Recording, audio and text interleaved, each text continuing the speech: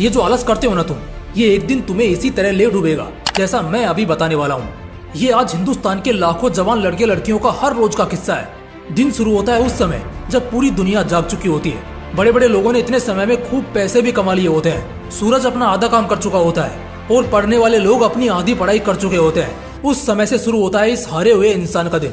दिन शुरू होना एक अलग बात है, लेकिन ये दुनिया उसे शुरू कैसे करती है ये जानकर और मजा आएगा। दिन की शुरुआत होती है एक बेशर्मी के अफसोस से। अरे यार, आज फिर नहीं उठ पाया। एक के बाद एक कल के वादे याद आने लगते हैं जो खुद से किए थे कि कल सुबह जल्दी उठूंगा, बहुत कुछ करूंगा, नहीं तो बहुत सारा काम फिर खाली रह जाएगा। ऐसे करते करते वक्त बीतता रहता है और आप फिर भी हाथ पर हाथ धरे बैठे रहते हैं। जिस बंदे ने सुबह का पहर गंवा दिया, शर्त लगा लो मुझसे, वो बंदा अब पूरा दिन रोता रहेगा।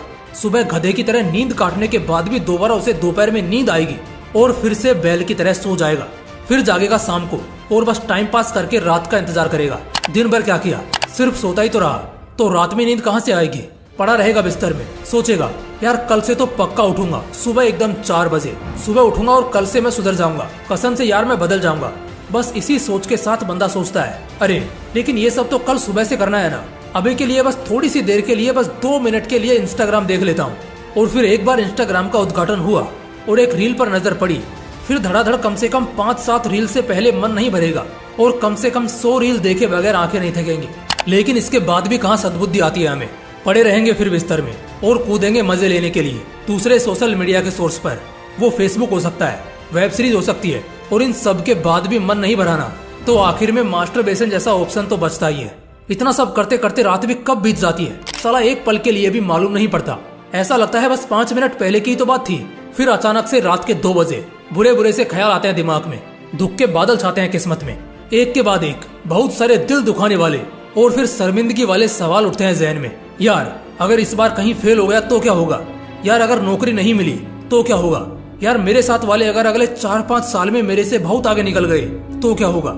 ऐसे वो बड़े खतरनाक सवाल आते हैं जहन में जो कसम से रोंगटे खड़े कर देते हैं। मुझे पता है ऐसा तुम सबके साथ होता है। मन तो करता है साला उसी वक्त उठूं और शुरू हो जाऊं, जो पढ़ना है पढ़ने लग जाऊं, लेकिन वही बात होगी ना, अब दम कहाँ बचा शरीर में, वो तो फोन में, दोस्तों के साथ मजे करने में, और बचा कुचा दम फिर से फोन में घुसकर खत्म कर दिया। अब कहाँ दम है शरीर में या दिमाग में। इसी टेंशन के साथ आदमी का दी एंड हो जाता है, खत्म हो जाता है वो पूरा का पूरा। रात को रोंगटे खड़े होते हैं, सदमा लगता है ये सोचकर कि साला क्या होगा अब आगे जिंदगी में, क्योंकि खुद भी पता है ना कि घंटा कुछ नहीं उखाड़ा आज भी, और साला इस चीज की भी उम्मीद नहीं है कि कल एक पत्ता भी हिलेगा मेरे से। यार ऐसे तो गुलाम होते हैं। पहले देश अंग्रेजों का गुलाम था और आज उसी देश के लोग अपने मन के गुलाम हैं। बस फर्क इतना है, उस समय गुलामी से लड़ने के लिए शासक से लड़ना पड़ता था और आज खुद से लड़ने की जरूरत है। आज तुम लोगों से सुबह जल्दी उठने जैसा छोटा सा टास्क भी कंप्लीट नहीं हो पाता है। तुम्हें पता नहीं है शायद कि जो सुबह जल्दी उठता है ना, उन्होंने आज तक अपनी जिंदगी में डेली लाइफस्टाइल को लेकर तो कभी अफसोस नहीं किया। क्योंकि सच में एक बार तुम जाग जाते हो और देखते हो कि अभी सुबह के 4:30 बज रहे हैं, तो कसम से फिर तुम्हें और कुछ नहीं चाहिए, क्योंकि उस वक्त तुम्हारी बॉडी में पूरी ताकत भरी होती है, भरपूर समय तुम्हें मिला होता है। तुम 3 घंटे में पूरा होने वाला काम उस वक्त सिर्फ 1 घंटे में कर सकते हो। बदलना पड़ेगा भाई, सच में अब तो सुधरना पड़ेगा। बार बार जब हालात चांटे मारेंगे तभी अकल आएगी क्या। एक उम्र के बाद ना बाप भी चप्पल उठाना छोड़ देता है और उस वक्त ना बाप कुछ नहीं बोलता, लेकिन परिस्थितियां जूते गीले करके मारती है और तब तक मारती रहती है जब तक इंसान सुधर ना जाए।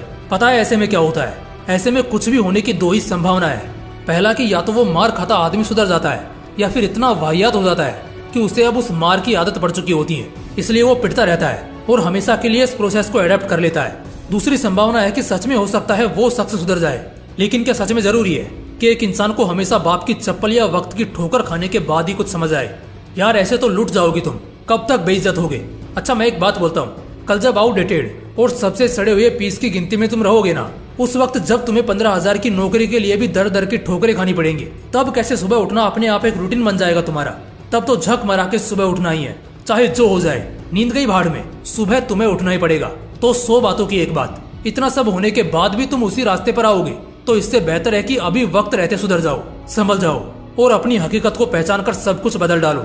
एक एक दिन करके एक दिन जिंदगी भी ऐसे ही बीत जाएगी, और जब वो समय आएगा ना, बिस्तर पर पड़ा तू अपनी आखिरी सांसें गिन रहा होगा और तब एहसास होगा कि यह आलस कितना भारी पड़ा तुम पर। आया भी रोते हुए था और जाएगा भी रोते हुए। और तुझे रुलाने वाला कौन है? मैं पूछता हूँ, कौन है तुझको रुलाने वाला? कोई और नहीं, सिर्फ और सिर्फ तेरा आलस्य। वही आलस है जो दिन रात सुबह शाम तुझे तोड़ रहा है, हर तरह से तुझे रुला रहा है। त्याग दे मेरे भाई इस बीमारी को, वरना ये बीमारी सब कुछ जलाकर राख कर देगी। उम्मीद करता हूँ इस वीडियो के जरिए कुछ लोगों को, हाँ कम से कम कुछ लोगों को तो थोड़ी बहुत सद्बुद्धि आएगी, जिससे वो अपनी सोच, अपनी जिंदगी बदल पाए। बाकी मिलते हैं इसी तरह के एक और बवाल वीडियो में। जय हिंद, जय श्री कृष्णा।